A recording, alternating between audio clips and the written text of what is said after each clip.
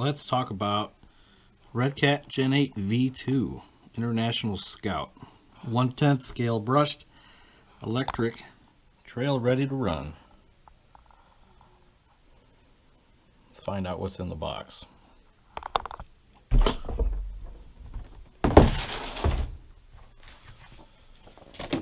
Gonna get the manual. Tells you everything you need to know about the truck. Get a sticker sheet. Already used quite a bit of them. Get a bag with body posts and other plastic accessories. Get a key so you can pair your radio to the receiver. Speaking of the radio, comes with the RCR2CE 2.4 gigabit. Not bad, not a bad radio. It's got like a rubber wheel.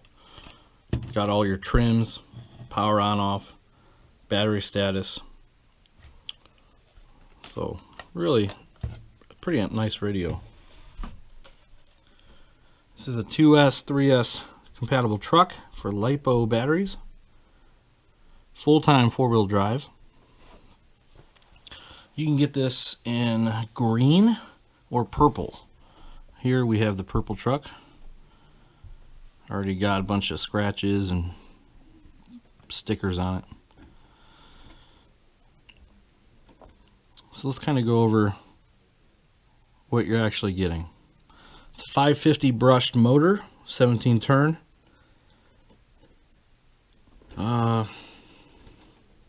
Licensed Interco Super Swamper tires. You know, pretty nice. As far as price, right now they're going for $330. You can get them anywhere from A-Main, Amazon. Just give you an idea. Traxxas, they sell the Defender. That's $499. The 78 Bronco, that's $499. The new Bronco, that's $550. Element RC came out with the Enduro Sendero HD, that's $375. The Ecto is $399. Axial SCX10 3 Jeep Wrangler JL is $399, and the Axial SCX10 3 SCX10 2 Trail Honcho, that's $349. And then Axial has an SCX10 2 Deadbolt at $320. So this rig falls in towards the bottom as far as price compared to some of the other brands, and we're going to find out why. We're going to find out if this is a truck that you want to get. Personally, this is my daughter's truck. I think it's a great beginning RC to get, and it has a lot of potential. So let's look at it a little bit more in depth. Let's start off with some pros. It's got a nice body. This Scout 2 body, it's sweet. Very detailed, clear windows.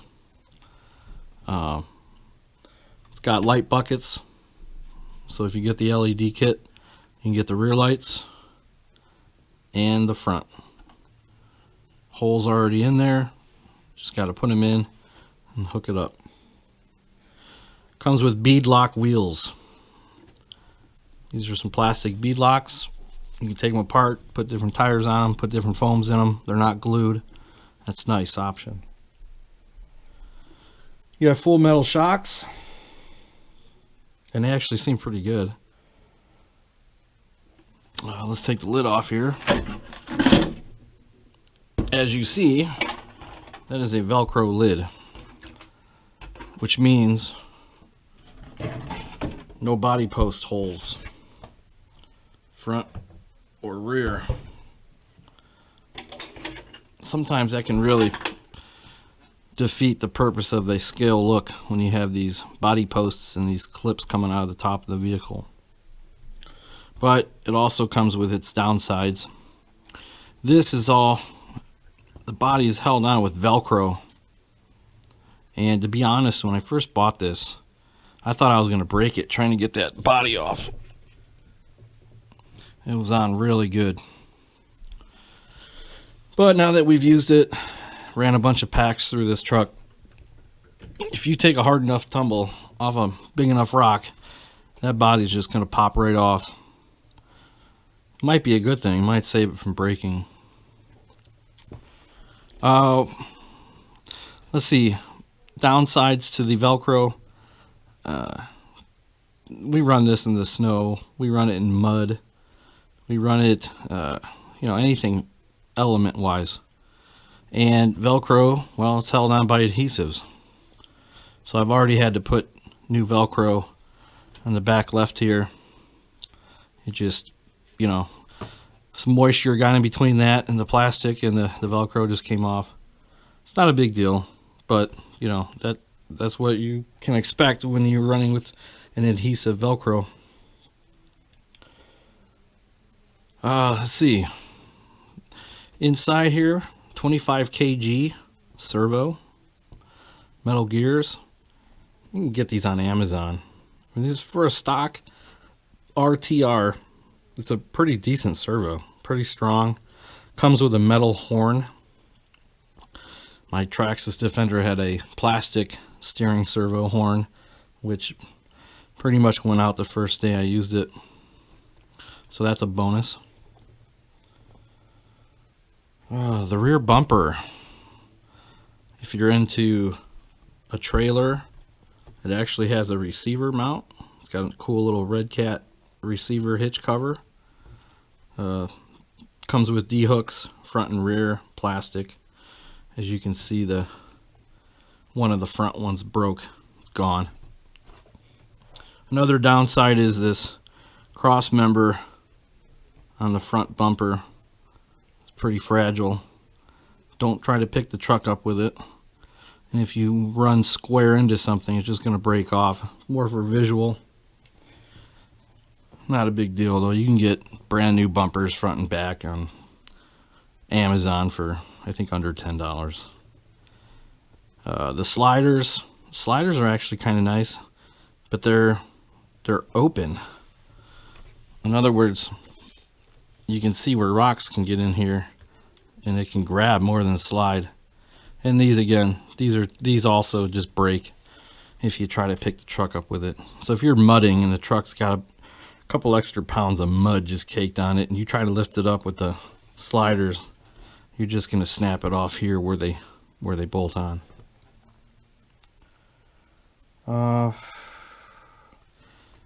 Portal axles. Truck actually has portal axles, which is really nice. Get the ground clearance.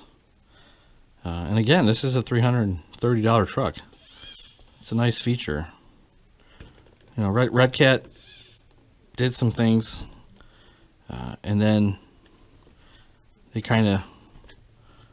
Redcat did really good with the portal axles. They got the metal steering links. A couple of complaints with this truck.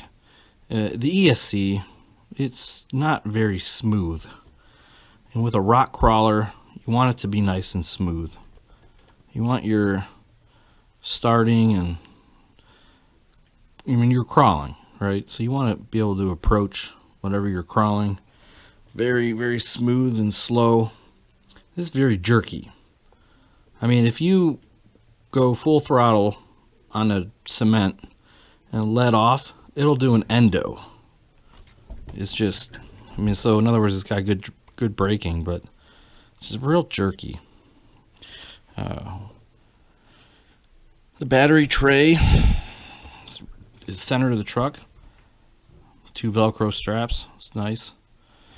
Your body, your shock posts actually have all kind of different mounting holes, so you can adjust the angle of your shocks. That 550 brushed motor, it's got a Redcat label on it. I'm assuming it's Redcat. It seems really strong, torquey. Shocks are real cushiony. Tires aren't bad. They're better than some of the other ready to run tires that I've had. They're not really bad in the mud. They actually do pretty good in snow. As far as rock climbing go, I'd be putting something else on. This truck's got real nice wheel wells on all the four corners. So if you are in the mud, the inside doesn't get too bad. Like my Element Enduro, it doesn't even have wheel wells. I try to avoid running that anything but dry weather. As far as the way this truck climbs, as I already said, the ESC is kind of jerky. It's not very smooth. And also, it's kind of top heavy. That body is really nice. But between the portal axles, raising up your center of gravity, and then you have that body on there, it's a little tippy. Whether you're side hilling or starting to crawl, it'll just want to tip back. A couple upgrades I want to do to this. So I want to get a Hobbywing 1080 ESC. You can get those anywhere. You get them on Amazon for $43, $44 I think. It's a wonderful value. You can adjust like I think 15 different settings.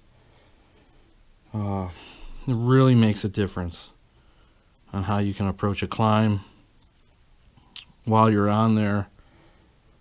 It's real nice. You can configure your truck exactly how you want to do it. Another thing I might do, maybe explore some magnetic body mounts instead of the Velcro. Or, you know, they give you that bag with plastic body posts. You can convert this to just to do regular body posts and clips.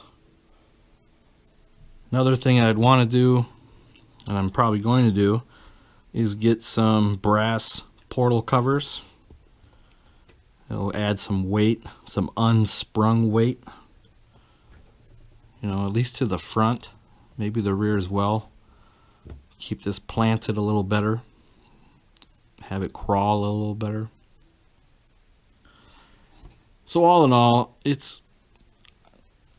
I really don't have too many complaints. I mean, for $330, it's not bad. I mean, you could buy this, spend $44 on the ESC, the brass portal covers, hub covers, whatever. You can get those anywhere from $20 to $50 on AMain or Amazon, depending on what company you go with. Give you some nice unsprung weight, and you're still going to be under $450. Again, like the Defender has a lot more options, but that's $500 stock. So if you are a huge fan of this Scout body or Redcat, it wouldn't take much to turn this into a really, really good crawler. As it is right now, this truck performs very well. I haven't had anything other than the plastic brake, as in the bumpers, the sliders, these fender flares right here. You can see right here that cracked. May have had something to do with my daughter driving it right off the table when she was putting her battery in. She grabbed her controller and it just drove it right off the table, landed on the front. I'm sure that had something to do with it. But man, real impressed for $330. Well, that's going to wrap it up for the Redcat Gen8 V2 International Scout 2. Leave a comment if you have any questions, or what kind of modifications you've made to yours, what upgrades. And overall, do you agree for $330 this RTR is not that bad? Pretty nice with a killer body. Alright, thanks out. Thank you, and get out there and do some crawling.